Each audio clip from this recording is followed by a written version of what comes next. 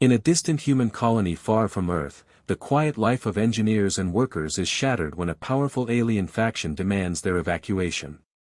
The humans face a cruel deadline: leave or be destroyed. As the threat grows closer, the colony must choose between impossible options: abandon their home or fight with terrifying weapons designed for mining asteroids but deadly enough to break a world. The story explores fear, survival, and hard choices as humans prepare for war while struggling with the weight of what they might have to do to protect their own. The tone is tense and emotional, full of suspense and the cold reality of war and survival. It shows how ordinary people face extraordinary cruelty and how even in destruction, unexpected hope and cooperation can grow between enemies. The stakes are life and death, not just for the colony but for the fragile chance of peace afterward. The cold hum of the habitat's recycled air filled Esperanza Valdres's lungs as she woke to the crackling voice of Ricky Maven. For 3 years, his morning broadcast had been the soundtrack of New Hine Colony, a small human outpost clinging to life on the edge of known space. The same voice pulled her from restless sleep every day with a mix of music, jokes, and the daily maintenance schedule. Today, the familiar crackle of his voice felt heavier, as if the warmth beneath the radio waves was leaking away. Esperanza rolled out of her narrow bunk, her spine cracking like old machinery. Her hands trembled as usual, but the smell of bitter coffee brewing in the communal kitchen was a small comfort. She dressed in worn coveralls, threadbare but still bearing her name, and stepped into the dim corridors of Hab Block 7. The hum of machinery filled the air: hydroponic bays, nutrient recyclers, atmospheric filters, all the quiet life support systems that kept 3,000 souls alive. The day was routine at first. Bearings to replace in Fabricator Base 7, pressure seals to test on the airlocks, chemical recalibrations on the nutrient recyclers.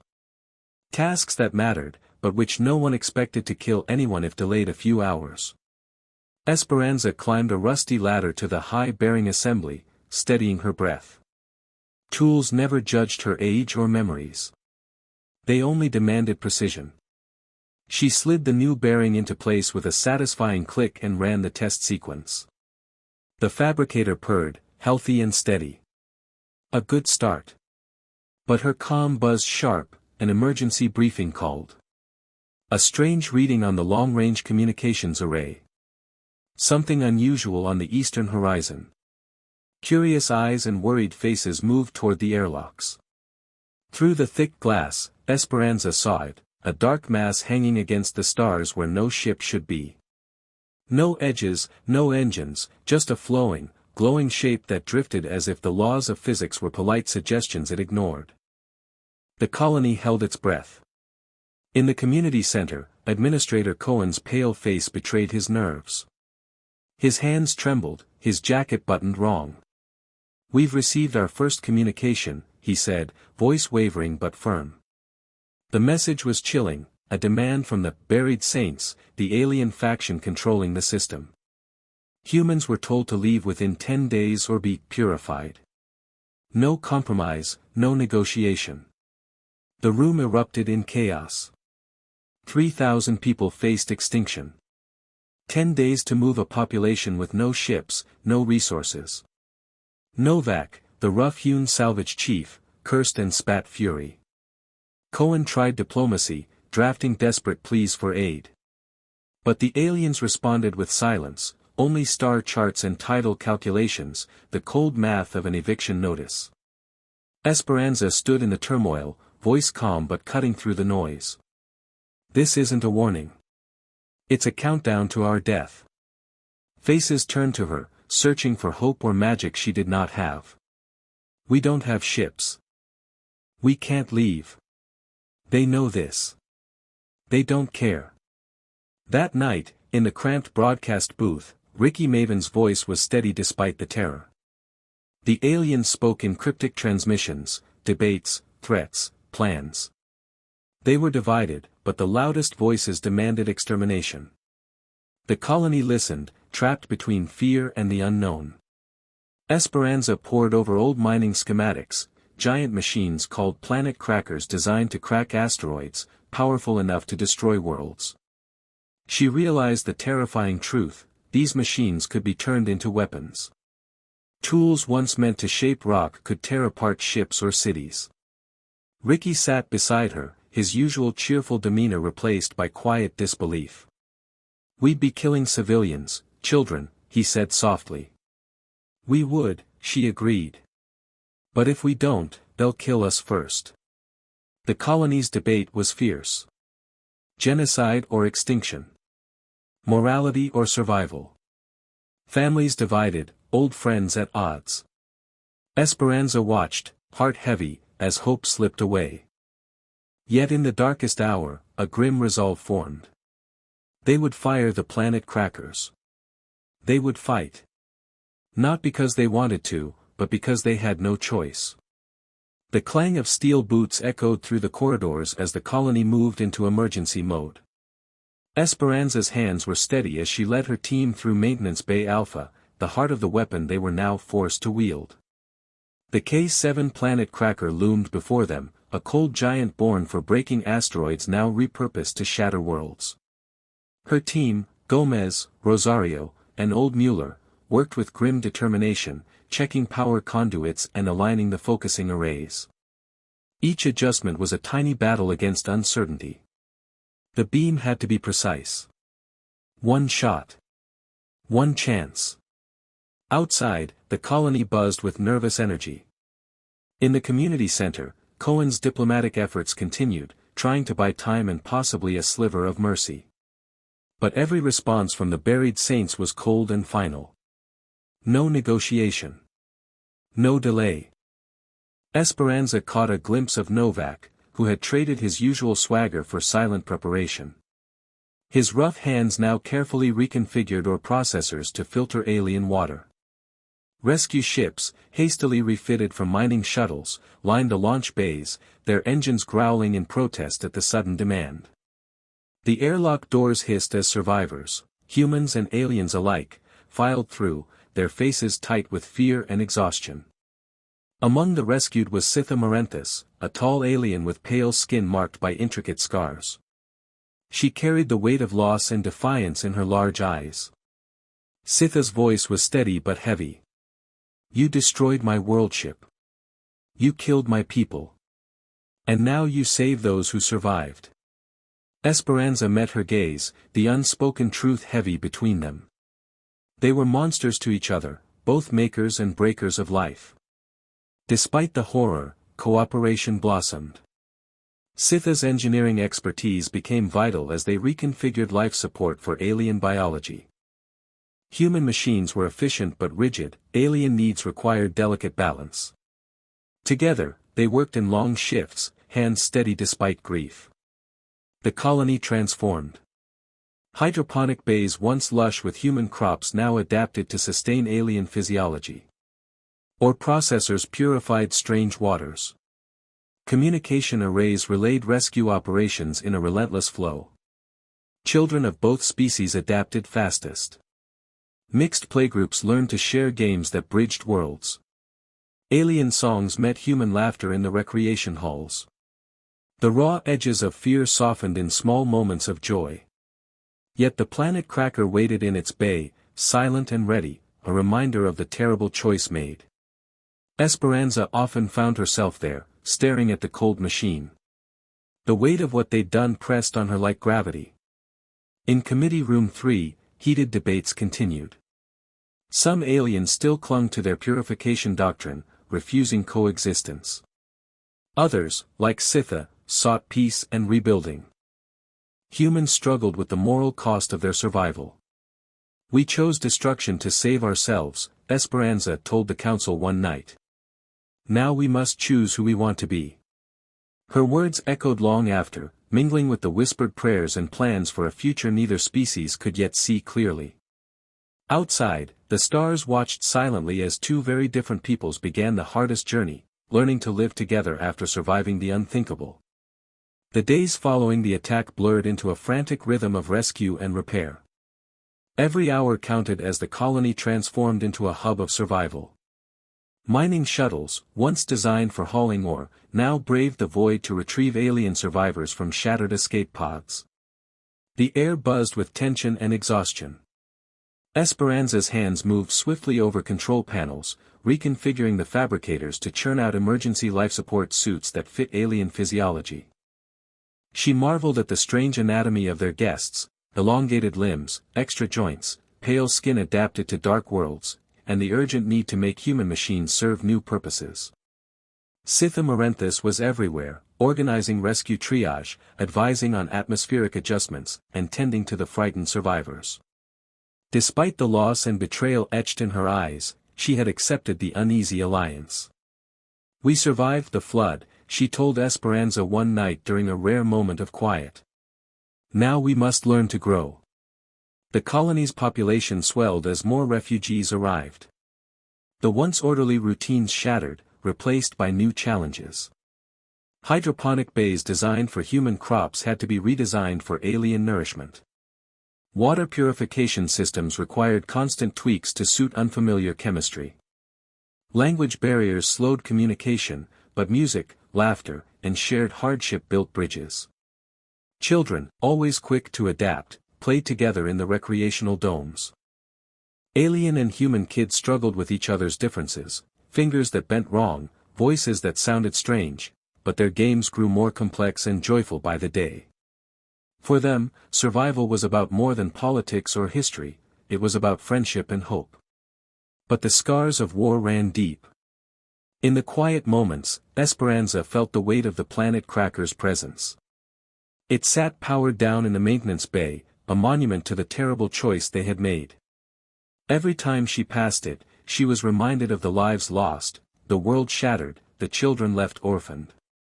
Sitha joined her one evening, her long fingers tracing the control panel's cold surface. "The hardest choices leave the deepest scars," she said softly. Esperanza nodded. "But scars mean we survived. They remind us to do better." As days turned to weeks, the new colony struggled to find balance. The purifiers among the aliens still resisted integration, insisting on continuing their sacred mission elsewhere. They prepared to depart on a partitioned section of the worldship, their doctrine unshaken. The Seekers, led by Sitha, chose to stay and build a new future alongside humans. The middle faction sought peace and cooperation, but uncertainty shadowed every step. Integration was messy and often painful. Cultural misunderstandings sparked conflicts. Alien religious practices, mysterious and intimate, challenged human patience. Food preparation and communication required constant learning. Yet necessity bred innovation. Human flexibility paired with alien meticulousness led to creative solutions. Industrial crews combined expertise to expand habitat modules, redesign life support, and share knowledge. Even Ricky Maven's radio show evolved into a nightly bridge between cultures, broadcasting alien compositions alongside human classics, creating a new soundtrack for the colony. Administrator Cohen, hardened by the ordeal, worked tirelessly to manage the growing complexities. The weight of leadership pressed on him, but hope flickered in the faces around him, humans and aliens learning to share the same sky. One evening, as stars twinkled cold and distant outside the dome, Esperanza found herself reflecting on the impossible journey. They had survived extinction, faced genocide, and chosen to become monsters to save their own. Yet from that darkness, something new was born, a fragile, complicated hope. The planet Cracker remained silent, a reminder and a warning. Crossing into human space was no simple thing. Humans were survivors, willing to do the unthinkable, but also capable of offering hands to those they had struck down. And in that paradox lay the true power of their nature. Months had passed since the devastating attack, yet New Hind Colony felt more alive than ever. The scars of war still lingered, but the people, human and alien, moved forward, bound by necessity and fragile trust. Esperanza Valdres walked the sprawling habitat rings, watching as crews worked side by side, their differences slowly becoming strengths. The alien refugees had settled into new homes carved from repurposed mining modules. The architecture changed, blending human functionality with alien design, rounded walls, dim lighting, textured surfaces to suit different senses. Language classes buzzed with eager students, while shared meals introduced strange flavors and scents to curious palates. Yet tension simmered beneath the surface. The purifiers had left with their faction, but not without bitter words and warnings. Rumors whispered of those who still viewed coexistence as betrayal. Some colonists feared sabotage or rebellion. Trust was fragile. One evening, Esperanza received an urgent call from Cohen. The communication arrays had picked up unfamiliar signals, fast-moving vessels entering the system without identification. Panic flared in the control room as scanners tracked the approaching ships. No one knew if they were friends, foes, or worse, neutral observers. The Joint Council convened immediately, humans and aliens gathering in the main chamber. Sitha stood beside Cohen, her tall form a steady presence. "This is not unexpected," she said calmly. "Other factions may have heard of our survival and seek to challenge or destroy what we have built." Esperanza felt a chill. The past was never far behind. Preparations began swiftly. The colony's defenses, though never designed for full-scale battle, were readied. The planet Cracker remained powered down but poised for action, a silent sentinel ready to roar if needed. Rescue and evacuation plans were reviewed, knowing that this time, there might be no warning. Meanwhile, Esperanza worked tirelessly to improve communication with the newcomers. Using a blend of alien codes and human encryption, the colony sent cautious messages, attempting to identify intent. Days passed with no response, the tension growing like a storm cloud. Then, without warning, a small shuttle docked at the outer bay. Its markings were unfamiliar, no insignia, no call sign, only an eerie silence. A lone figure emerged, clad in sleek armor with visor glowing faintly. The stranger introduced herself as Commander Kale from a neutral faction known as the Shadow Consortium.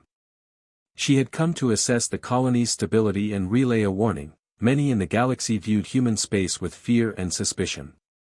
New Hein's actions, especially the use of planet crackers as weapons, had sent shockwaves. "Your survival is extraordinary," Kale said. "But also dangerous. Your enemies will not rest. They see your willingness to destroy as proof you are a threat." The Council absorbed the news with mixed emotions. Pride in their resilience battled with the fear of renewed conflict. Esperanza found herself drawn into tense talks with Kale, navigating diplomatic minefields. She shared the story of survival and reluctant choices, emphasizing the hope now growing amid the ruins.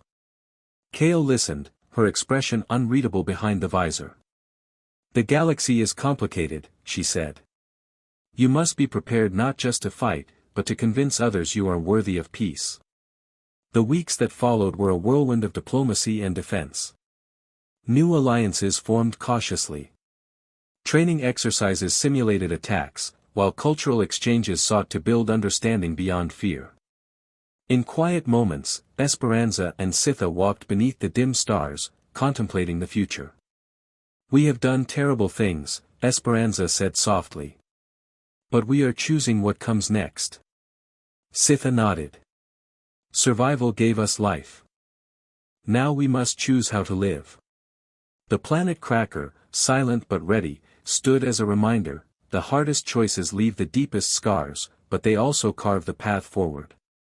The arrival of Commander Kale was a turning point for New Hein Colony. Her warnings echoed in every corridor and council chamber. The galaxy was watching, and old fears ran deep. New Hein was no longer just a forgotten outpost, it was a symbol of human survival and stubborn defiance. Esperanza found herself thrust into a new role. Not just an engineer, but a reluctant ambassador between worlds. She worked alongside Cohen and Sitha, balancing fragile alliances with preparations for potential conflict. The weight of the colony's future pressed on her shoulders like the thick gloves she wore in the maintenance bays. Despite the tension, life pushed forward. Alien children and human children laughed together in the recreation domes, their games weaving a new culture from shared stories and curiosity. Music filled the air, Ricky Maven's broadcasts now featuring compositions from both species, blending instruments and voices into something neither had known before. Yet shadows remained. Whispers of dissent echoed among both humans and aliens. The purifiers who had fled sent warnings that still reached them, fanatical voices refusing peace.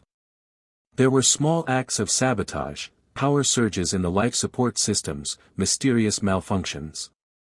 The colony learned to watch and guard, even as they hoped for better days.